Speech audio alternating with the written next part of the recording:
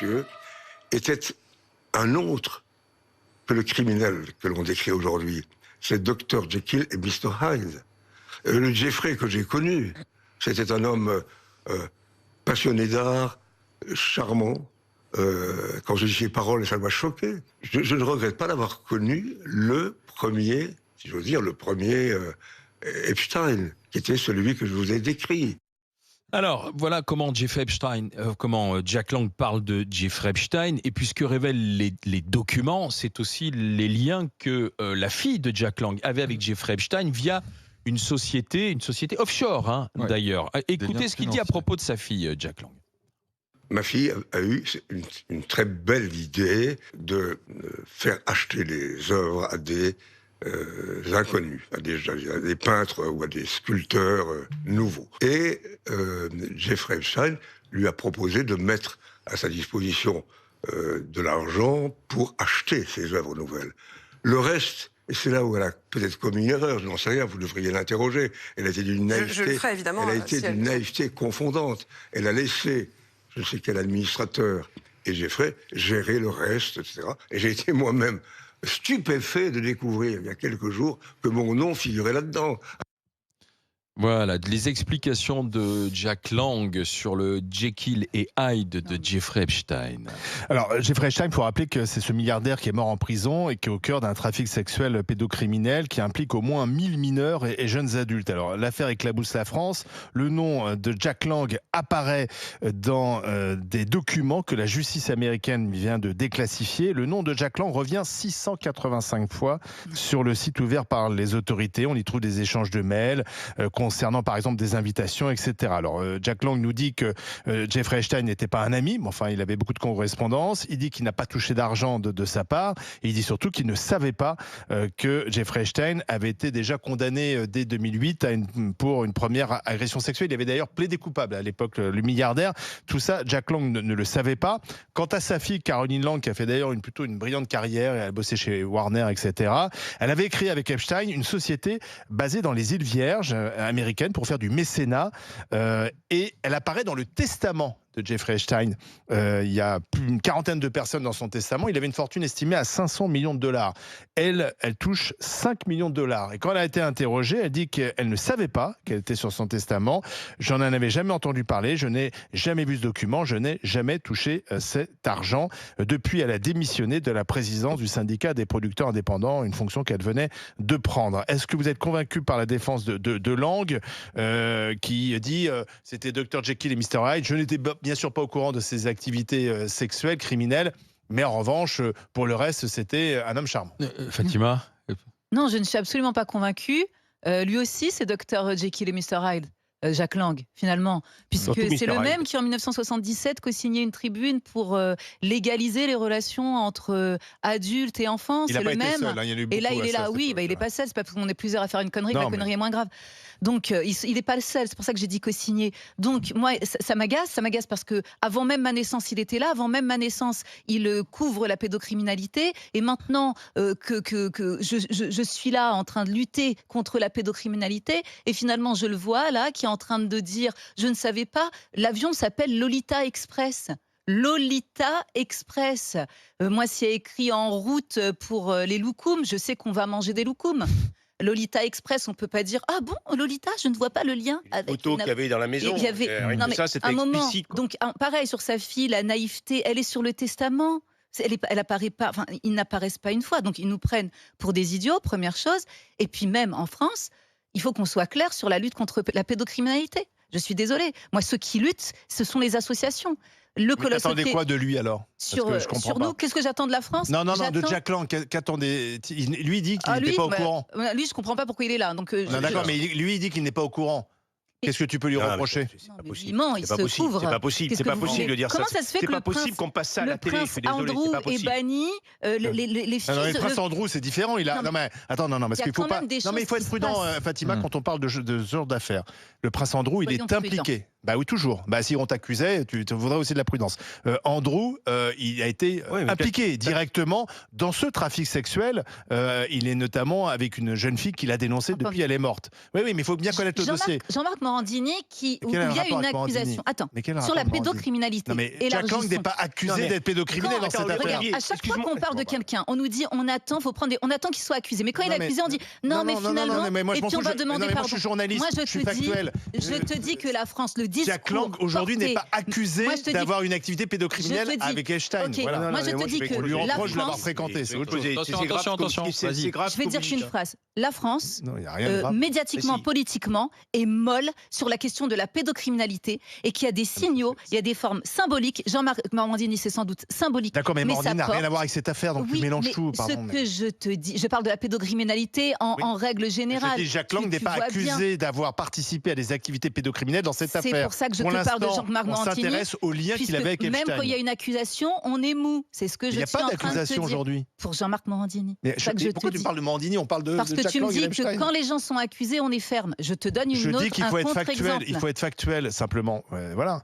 Aujourd'hui, je te dis les faits, c'est tout. Moi, je vais vous donner mon sentiment face à tout ça, c'est que je suis un petit gars de Dunkerque, rationnel, qui est toujours... Je mets toujours beaucoup de doutes sur ce qu'on peut voir sur les réseaux sociaux, et donc on me parle de Epstein depuis longtemps, je me dis mais tout ça n'est pas vrai, c'est exagéré, il y aurait une espèce d'oligarchie mondiale où on mélange l'argent, la pédophilie. Et en fait, moi qui suis très rationnel, je suis contraint aujourd'hui d'admettre que tout cela semble vrai. Et donc j'ai longtemps cru que c'était des trucs de complotistes, je le reconnais humblement, hein. Et en fait c'est vrai. Et je n'espère qu'une chose. Mais ça ne veut pas dire que toutes les personnes qui sont citées soient mouillées dans les affaires. Attends. Merci. Je termine. Je n'espère qu'une chose, c'est que un consortium de médias puisse creuser les documents. Il y a des enquêtes, hein, vous savez, il y a des enquêtes judiciaires. Il y a des tonnes de documents. Je t'explique, je vais dans ton sens, Olivier. J'aimerais bien que les médias et la justice, effectivement, nous livrent quelque chose qui soit compréhensible, qu'on puisse essayer de faire. Il y a 3 millions de documents, tu peux imaginer que c'est compliqué. Il y a un vrai boulot. Et là, pour l'instant... Et caviardé en plus.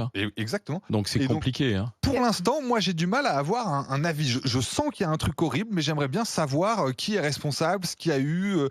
Et aujourd'hui, je crains que ça n'amène qu'une chose, une espèce de détestation d'une oligarchie mondiale supposée, etc., et qu'on n'arrive pas à objectiver les choses. Et il y a une urgence, parce qu'il y a des gens clés, comme Virginia Giuffre, par exemple, qui, elle, s'est suicidée. Une des premières à témoigner. C'est celle qui avait dénoncé Andrew, justement. Exactement, tous ceux qui meurent, qui suicident. Donc il y a une urgence aussi. Mais les enquêtes, mais le prince Andrew, il est impliqué, il a perdu d'ailleurs tous ses titres. Là, c'est en ligne et ça peut être enlevé parce que tu as dit c'est caviardé, c'est caché, mais il y a des noms de victimes, par exemple, qui n'ont pas été cachés. Donc, il y a des associations de victimes qui demandent à ce que tout soit enlevé. Donc, il y a une forme et c'est normal qu'elles demandent parce que normalement, ça devait être protégé. On a protégé les mauvais noms. Mourad.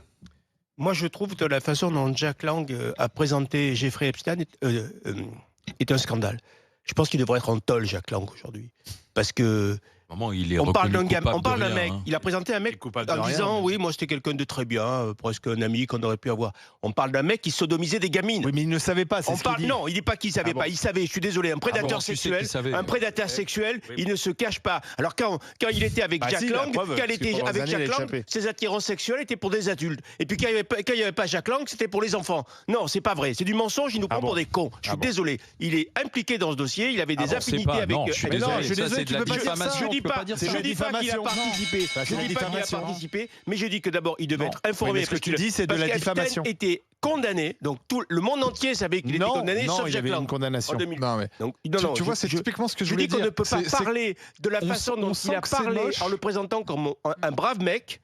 D'un type qui est un monstre, un monstre et un prédateur sexuel sur des enfants. Rien que là, aujourd'hui, il aurait dû dire « Je regrette profondément d'avoir fréquenté cette ordure ». C'est ce qu'il a dit. Je n'ai pas entendu ça. Il aurait dû dire ça. J'ai fréquenté une ordure et j'ai du mal à m'en remettre. De savoir que j'ai côtoyé, que j'ai pu serrer la main d'un mec qui a attrapé des gamines. D'accord. Moi, ça me traumatiserait. Ça te met pas en prison. Oui, mais tu vois, c'est là où tu... Mais je sens pas un mec traumatisé. Non, d'accord, mais c'est là... Je sens un mec qui cherche des excuses en disant « Mais non, il était très bien, on a fait des soirées. » Il cherche à se protéger. Mais tu dis, il doit se mettre en prison. Quel déconneur, c'est Epstein. Alors, il avait des blagues, c'était super. Bon, c'est vrai, tu t'es bien déchaîné. Tu dis il faut qu'il le soit en prison. Pardon, mais c'est pas parce qu'il n'a pas dit ce que tu voulais dire qu'il doit aller en prison. Enfin, tu vois, ça n'a pas de sens ce que tu racontes. Déjà, tu vas en prison quand tu as fait des choses qui te méritent la prison. Déjà, il devrait culpabiliser. Aujourd'hui, si tu es un mec normal, quand tu as fréquenté ce mec, même si tu n'as rien fait, simplement d'avoir fréquenté ce mec, de l'avoir côtoyé, tu es chez le psy. T'es chez le psy. Parce que je pense que psychologiquement, si t'es un peu formaté normalement, tu te prends un choc. Aujourd'hui, les enquêtes ont montré le réseau pédocriminel qui avait été mis en place par lui, ça va au-delà de ce que vous imaginez. Ghislaine Maxwell et par l'agent de mannequin aussi, qui s'est suicidé aussi d'ailleurs en prison. Mais on est d'accord. Epstein s'est suicidé avec des draps papier. Après, il faut, si tu regardes l'ensemble de l'affaire, il y a des centaines, des milliers de personnalités, d'anonymes aussi. Qui est le plus embêté, c'est Donald Trump. Qui ont été. Il a dit qu'il faut passer à autre chose. Qui sont passés dans les dîners aussi américains de Jeffrey Epstein. Ça ne veut pas dire pour autant que tous ces gens-là ont été complices des soirées pédocriminelles. Voilà, c'est pas parce que ton nom apparaît que t'as quelque chose à mais pour Jean-Luc Brunel. Mais Jean-Luc Brunel, lui, il est plus qu'impliqué. Oui, mais bien sûr. Et Ghislaine Maxwell aussi. Tu fais des confusions. Non, je ne confonds pas. Tu ne peux pas faire de confusion entre quelqu'un qui a dîné avec Jeffrey Epstein et quelqu'un qui a participé à Olivier, ces c'est merveilleux. J'ai dit, mais pour Jean-Luc Brunel, tu me laisses pas finir ma phrase et tu me dis, Fatima, tu fais des confusions. Tu me laisses finir ma phrase ? Donc, mais pour Jean-Luc Brunel, qui était vraiment impliqué et qui a un nom français et qui était fournisseur de jeunes filles, le problème, c'est qu'après, ils se suicident. Ça veut dire ceux qui peuvent témoigner. C'est pour ça que je vous dis qu'il y a une urgence pour il y a un taux de suicide qui est plus important que dans la population française. Politiquement, on se saisisse de tout ça. Parce que si les gens qui peuvent témoigner meurent ou se font mourir ou sont suicidés ou se suicident, on n'en sait rien. Et ben le problème, c'est que finalement, tous les témoins vont mourir les uns après les autres. Et puis les autres, c'est des héritiers qui ont des intérêts financiers ou d'autres intérêts. C'est terrible. Vous voyez bien que nous, pauvres petits gens qui regardons comme ça, ce qu'on veut, c'est la vérité. C'est même pas couper les têtes. Parce que c'est quand même grave. Je voudrais juste vous raconter une histoire. Il s'est suicidé. Dans ma jeunesse, dans ma jeunesse, j'ai serré la main d'un tueur en série.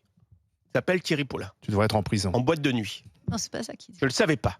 Je suis allé chez le psy. J'ai passé des mois à m'en remettre.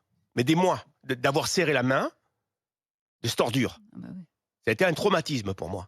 Alors je comprends pas, pour corroborer mon propos, je comprends pas qu'on ne puisse pas être traumatisé en ayant côtoyé un tel monstre. Ça me dépasse. Parce que moi, je l'ai vécu. Alors on est sur des assassins dans les deux cas pour moi. Je l'ai vécu. On m'a présenté ce mec avec ses cheveux un peu décolorés. Je lui ai serré la main.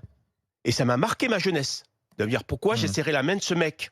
Tu savais qui c'était ou pas? Non, pas du tout. Mais quand je l'ai découvert, rien que le fait de l'avoir serré la main, ça m'a traumatisé. Je suis sûr qu'il y a des gens qui doivent s'en vouloir aujourd'hui, mais ça ne veut pas pour dire pour autant qu'ils sont complices d'un réseau pédocriminel. Mais le message fort qu'on doit porter, c'est que la pédocriminalité, quel que soit le milieu, va être traitée de la même manière. Vous voyez, par exemple, parce que dans l'imaginaire collectif, on a ce magistrat français qui avait proposé sa propre fille de 12 ans sur des réseaux libertins en 2000. Là, c'était récent, en 2024. Il a été condamné à quoi? 2 ans de prison, dont un enferme. Vous voyez, on a ces petites histoires derrière. Ils ont été arrêtés, ils ont été condamnés. C'est si peu. Il faut changer le code pénal à ce moment-là.